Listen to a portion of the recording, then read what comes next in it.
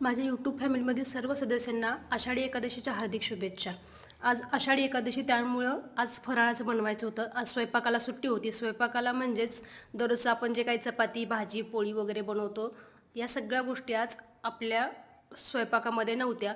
आज फराळाचं बनवायचं होतं आणि त्याच्यामध्ये मी आज सुरुवातीला ठरवले की आज आपण मुलांच्या आवडीचं फ्रेंच फ्राईज म्हणजे बटाट्याचे काप आपण बनवूया. त्यासाठी मी तयारीला लागले.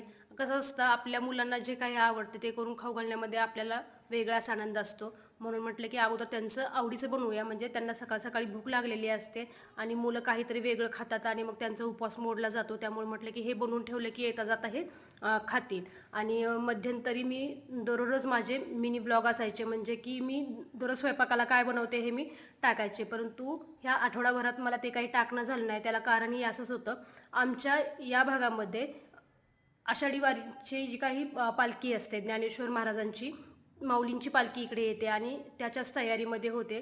आणि आम्ही काय करतो तर एका दिंडीला जेवण देतो आणि त्याची तयारी मला, म्हणजे भाजीपाला वगैरे आणणं, त्यानंतर त्यांचा किराणा भरणं, त्यांची यादी आपल्याला येते ते त्याची मी तयारी करण्यामध्ये थोडंसं व्यस्त होते. त्याच्यामुळे मला हे दररोजचं करणं झालं नाही.